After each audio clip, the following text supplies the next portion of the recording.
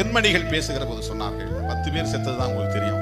இந்த ஊர்ல, இந்த பகுதியில 300 பேர் விதவைகளாக இருக்கிறார்கள், கைம்பெண்களாக இருக்கிறார்கள். எனக்கு தூக்கி வாரி போட்டுச்சு. 10 லட்சம் ரூபாய் அரசாங்கம் கொடுத்துச்சு. அந்த பணம் அப்படியே வச்சிருக்கிறேன். வேணா கவர்மெண்ட் நான் கொடுத்துறேன் திருப்பி. அந்த பணத்தை வச்சு நான் என்ன பண்ண போறேன்? அந்த பணத்தால என்னால பூ வாங்க முடியுமா, பொட்டு வாங்க முடியுமா என்று கேட்டேன். புருஷன் செத்து போயிட்டா இங்க பூ வைக்க முடியாது, பொட்டு வைக்க முடியாத நம்ம சமூகத்துல நாம் என்ன பதில் சொல்ல முடியும்? இதுபோல் இந்தியாவில் உள்ள எல்லா கிராமங்களிலும் மது பழக்கத்திற்கு அடிமையாகி இளம் வயதிலேயே காலமாகி விடுகின்றன. 2 புள்ள 3 புள்ள குழந்தையை கொடுத்துட்டு வெண்டாட்டி தலையில சுமத்திட்டு அவங்க போய் சேர்ந்துறாங்க. அதன் பிறகு அந்த பிள்ளைகளை காப்பாற்றி கரையேற்றுகிற பெருஞ்சுமை தாய்மார்களின் தோள்களில் விழுந்து விடுகிறது. அது மட்டும் கிடையாது, அதுக்கு பிறகு அந்த பெண்மணி சாகிற வரையில் பயந்து பயந்து பயந்து ஊருக்கு பயந்து பயந்து வாழ வேண்டும். அடாத பழிகள் வந்து சேரும், அவதூறுகள் பரவும். யாராவது ஒருத்தரோட பேசிக்கிட்டா கண்ணு காது மூக்கு வைத்து விடுவார். ஏதாவது உதவி கேட்டு போனால் போதும், அந்த பெண்மணி சுதந்திரமாக இருக்க முடியாது. அவ்வளவு கொடுமைகளை இந்த சமூகத்தில் பெண்மணிகள், கணவனை இழந்த பெண்மணிகள் சந்திக்கக்கூடிய அவலம் இந்த சமூகத்தில்